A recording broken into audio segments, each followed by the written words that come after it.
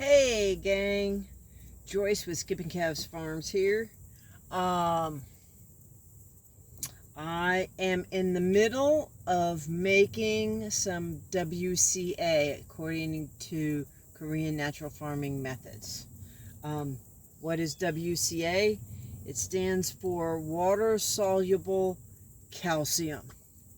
Calcium is the single most important mineral in plants. It's the hemoglobin of their blood. It's what they call it, the mineral that is the trucking mineral. It's the one that moves everything else around inside a plant. If your calcium is off, it will significantly impact 7 out of the 8 other main minerals. If you ever pull up a Mulder's chart, they're antagonist and protagonist, and I'm not going to get into the weeds about the technicality of that, but there is essentially 8 to 12 major and trace minerals or nutrients for your plant, and those really all need to be in relative balance to each other and in proper amounts of each one, not too much and not too little. I've recently gotten my soil sample. I recently sampled my soil and sent my composite sample off to a lab in Michigan, and what I got back was not pretty. It was ugly. So the two main things I'm going after first are calcium and phosphorus. And it's interesting because they have a protagonist-antagonist relationship with each other. And oftentimes, if you go to a traditional, conventional lab and have them test, they test from a chemist's standpoint. They don't test from the viewpoint of a plant or using an Albrecht method, methodology or thought process. And so what they'll do is they'll say, okay, well, you're low on calcium. We'll get you some calcium and then their solution for your problem is what they call calcium diphosphate. Well, calcium diphosphate means there's 2 molecules of phosphate for every molecule of calcium. And guess what? You just made your problem worse, because calcium and phosphorus are antagonists, and so you're tying up twice as much calcium as you're providing. So let's take a look here, and this has been brewing. It has been brewing for almost a week now.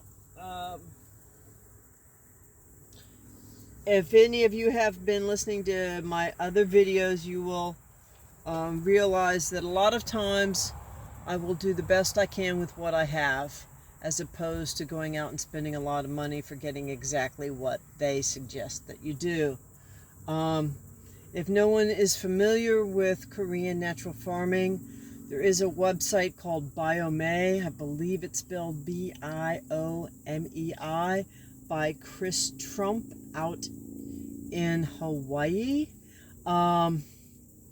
He is a master and followed Master Cho, and is probably one of the best known experts on Korean natural farming outside of Korea.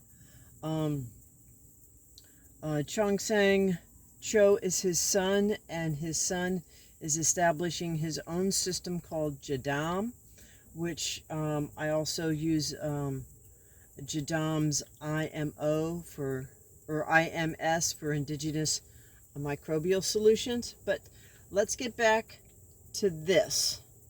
This is a 2-gallon jug, and it is full of 2 gallons of apple cider vinegar. Master Cho was from Korea. He always recommended brown rice vinegar, and I think there are some reasons for that. This has been in here about a week, and as you can see, no, you can't see. Let me slide this over here. I thought I had that in frame so you could see the whole thing. Is that better? Yeah, that's better. So you can see there's a little bit of bubbles still on the top. There was a foam on the top, like foam on a beer or root beer when it first got started. We are about a week in. This is a clean stick. Now, as you can see, as I'm stirring that, you're seeing some bubbles come up. So it's still got calcium that has not dissolved into the vinegar out of the calcium carbonate.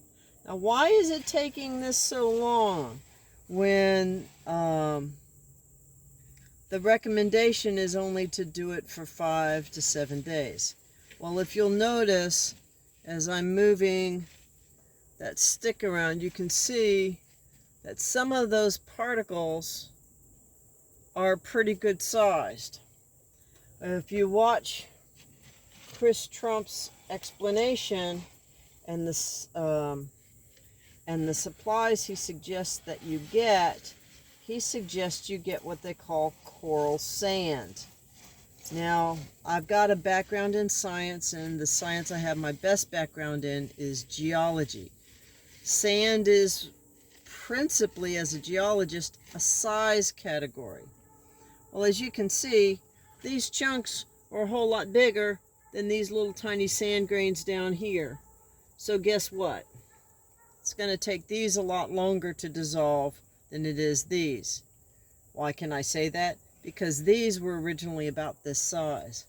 Why did I do that? Well, I'll tell you why.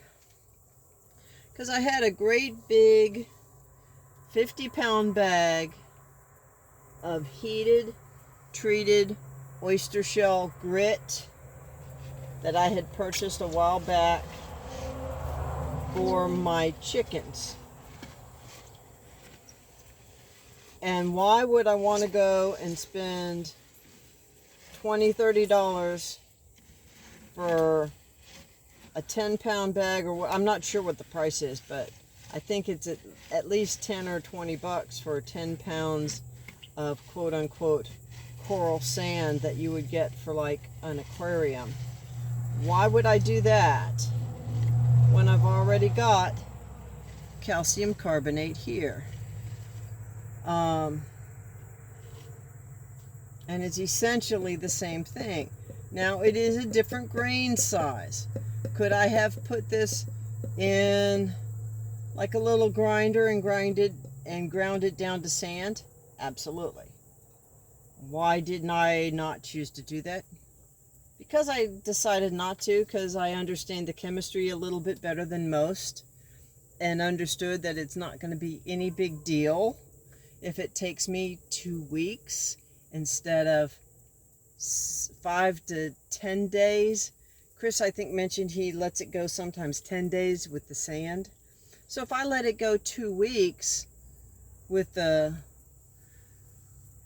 oyster shell, when I first put this in here, virtually all of the size particles were this size or bigger. So it's dissolved an awful lot. And you could tell when I stirred it up that there were big bubbles coming up that were trapped down in the bottom.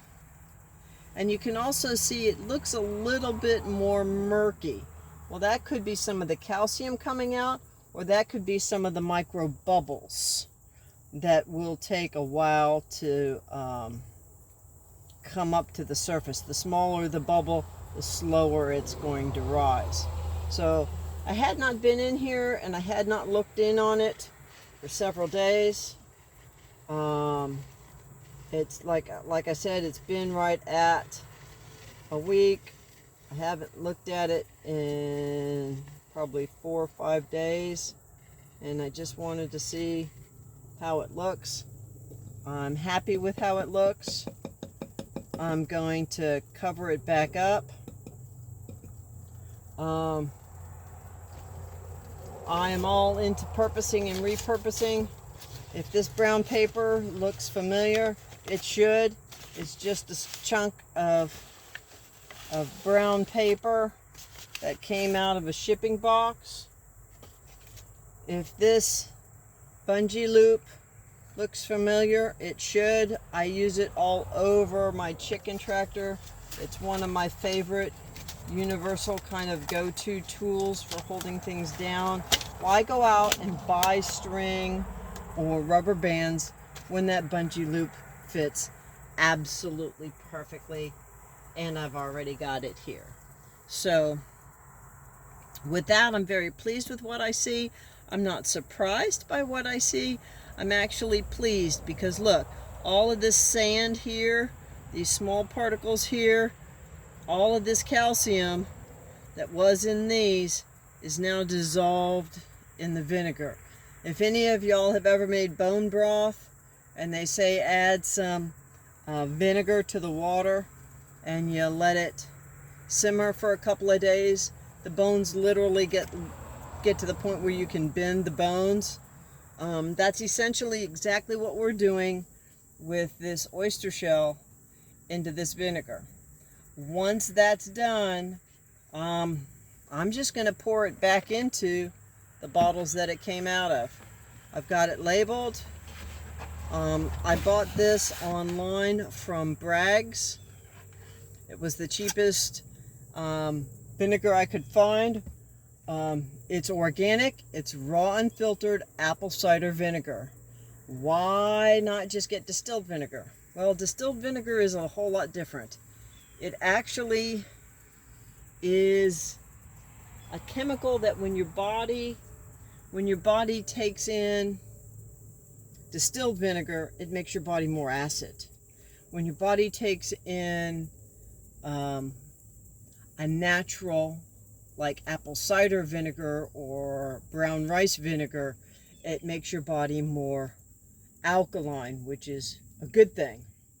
You want organic because you're trying to get away from having any chemicals at all on your property. One of the things I'm trying to avoid at all costs is any residual of glyphosate. Now, this is me personally. Glyphosate has phosphate in it. Glyphosate was originally branded as an herbicide under the name of Roundup, I believe. But from some reading that I've done, glyphosate was not originally patented as an herbicide. It was patented as a chelator. And what a chelator does is a chelator is kind of like a chemical glue. It'll take this molecule and it'll take this molecule and it'll bind them together. And what you don't want is your calcium and your phosphorus bound together.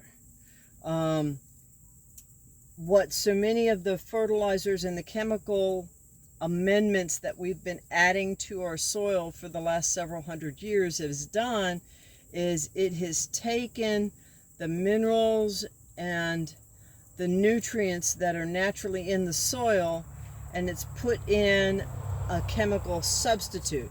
So even though you would think, as an example, distilled vinegar and apple cider vinegar, what's the big deal? What's the difference? Well, the big difference is how it reacts inside the cell, inside your body. And so I would strongly encourage you to do whatever you can and whatever you have to keep as much chemical out of your property as you possibly can. The same thought process use if you're going to be buying hay or any bringing any amendments or compost or anything like that onto your property. You want to make sure you're not bringing in more trouble or more problems than you're solving. But to go back to what we're looking at here, I'm real pleased with it. I'll turn this real quick and show you what I did. It's real simple. It's not real super sophisticated. You want